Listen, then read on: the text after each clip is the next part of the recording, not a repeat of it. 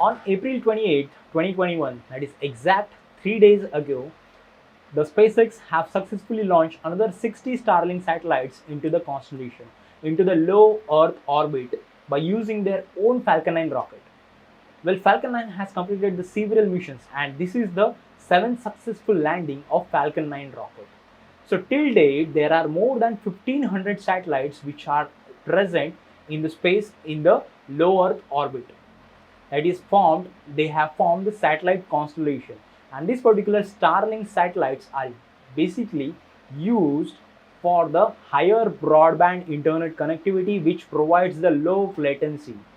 Well, over here the latency is nothing but the speed of data transfer or as the speed of the information transfer, such as over here our local broadband services offers the speeds of around 50 mbps, 100 mbps with the low latency of around 67 milliseconds or else 70 milliseconds, which is nearby approximate limit of 67 to 70 milliseconds. This particular satellite broadband services offers the internet connectivity to the rural areas where the normal the cable cannot reach. In that particular region, we can use the internet connectivity by using this Starlink satellites. So this is nothing but the basic aim to provide the internet across the rural areas of the earth, across any area. Like if you are there in the Amazon, you can have internet connectivity by using this satellites, that is Starlink. So basically guys, this Starlink is the project by SpaceX which is completely owned by Mr. Elon Musk. So guys, over here in this particular video we are going to learn about the Starlink, what is the exact importance of the Starlink, what are the other satellite communications providers are there in the market, what are the certain advantages of this particular Starlink and certain disadvantages of the Starlink we are going to cover in our today's video. So guys, please do watch this video because this video is going to be too much interesting and too much informative. So please do watch this video till end, and if you're new over here on my education channel Engineers Academy, please subscribe it because ultimately your subscription really motivates me to make more of such informative educational videos. So guys, without wasting any time, let's begin with the today's topic of Starlink.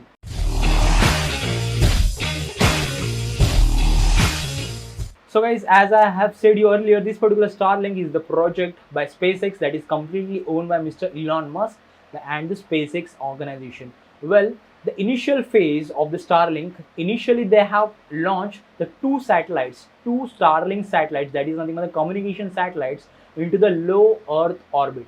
Well guys, there are several Earth orbits, like the low Earth orbit that is around 550 kilometers at the altitude, whereas the geostationary orbit that is around 35,000 kilometers altitude.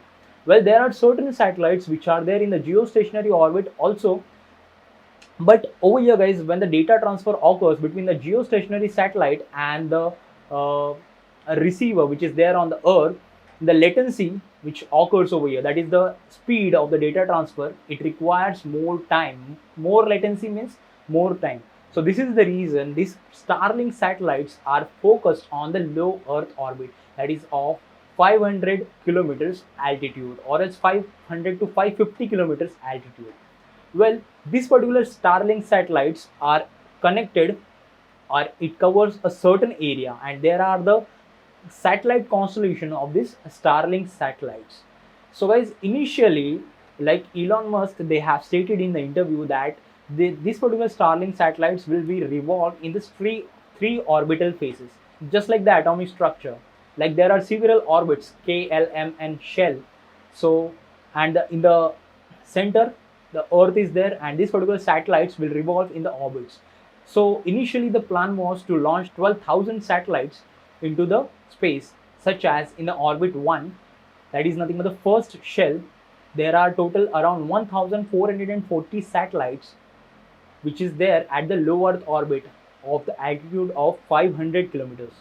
That second orbit consists of 2,825 satellites which will be revolving around 1,110 kilometers at that higher altitude, which uses the Ki and Ku band. So these are nothing but the special frequency bands which will be using the frequency of 12 to 18 kilohertz. And in the third orbit or in the third shell, there are around 7500 V-band satellites which uses the higher frequencies, that is of around 40 to 70 gigahertz. That was the initial plan to launch the 12,000 satellites into the Earth's orbit. So till date, SpaceX has launched more than 1500 satellites into the low Earth orbit. So now, how does it works? How these satellites will offer the higher broadband internet connectivity and the low latency. So over here, the working and the principle is very much simple, just like the dish antenna or as the dish TV or as the Tata Sky in your home. You will be getting a Starlink kit. In that particular kit, there will be the antenna and the router. That particular antenna, it is used to receive the signal from the satellites, and the satellites is getting the signal from the internet service provider. So over here guys, you can see this is the clear picture how this satellite based internet connectivity will work. Over here the latency is around 10 to 20 milliseconds, and the maximum one user can reach to the maximum speeds of around 200 mbps. So guys, most of you will say that like we can achieve more than 200 mbps speed by using our local internet as well, by using our fiber optics cable. Yeah, that is true, but this fiber optics cable cannot reach in the rural areas of the Amazons or in the Africa. That cannot reach to the certain places. So for this, for those rural areas, rural places, this particular Starlink satellites can be more useful, which offers the high broadband internet connectivity and the low latency. So now let's take a look at this Starlink satellites constellation. How does the information transfer will take place? So one Starlink satellite, that is which is located at the low Earth orbit, that is around 550 kilometers at the altitude, that is having the cone angle of 81 degrees, and it can cover around 1000 kilometer radius. That is, one satellite is enough to cover the area of 1000 kilometers. So which is very much huge. This particular Starlink satellites used a phased array antenna to transfer the information, to transfer the data. Well guys, let me give you an example over here. Suppose a user which is there in the London, he wants to adjust the stock price of the stock market that is there in New York, that is the New York Stock Exchange.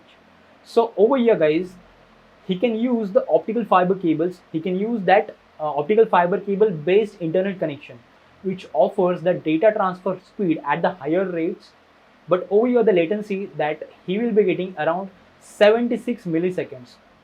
So that is much more efficient and much more faster and simpler basically. But if that particular person uses the satellite based internet connectivity, so over here this task to calculate the latency is not that simple, because over here the distance is very much, that is around 12,000 kilometers away.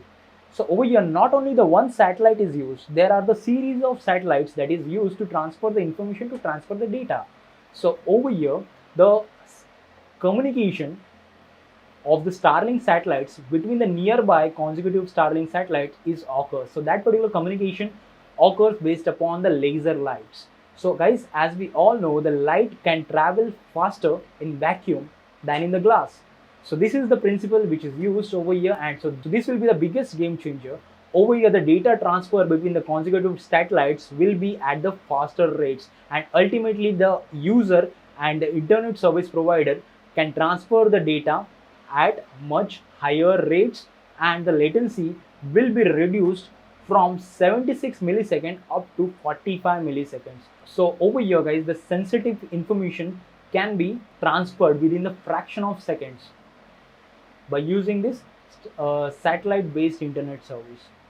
But guys, SpaceX is not only the company that provides the satellite based internet. There are several companies such as the OneWeb. So this particular OneWeb also offers the satellite based internet broadband services. So it is a London based company which has more than 36 satellites launched in the Russian based space vehicle, that is the Soyuz.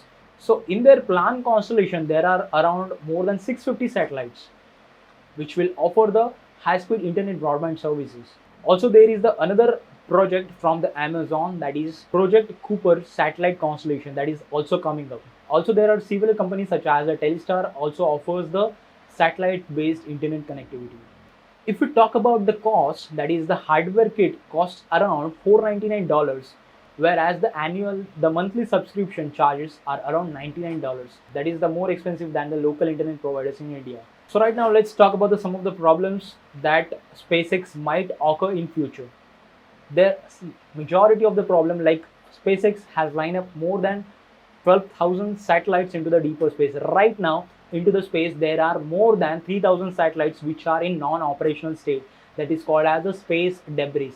Also, if this is the 12,000 satellites are there in the deeper space, are there in the low earth orbit of the earth during the night time, you will only find the satellites in the sky. You cannot find the single star, you cannot find the star constellation into the sky. That is the biggest problem that will might occur in the future. Also, the biggest problem is that the space debris, over more than 3,000 satellites which are there in the space which are non-operational. The space debris over here, you can see these are nothing but the different types of the space debris which are there into the space, and just because of this space debris there are the might chances of the collisions between the satellites, or else between the debris and the satellites.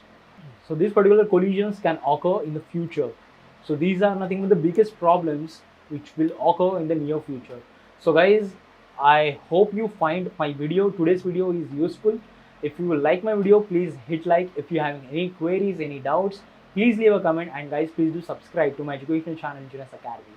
Thank you so much guys for watching this educational video.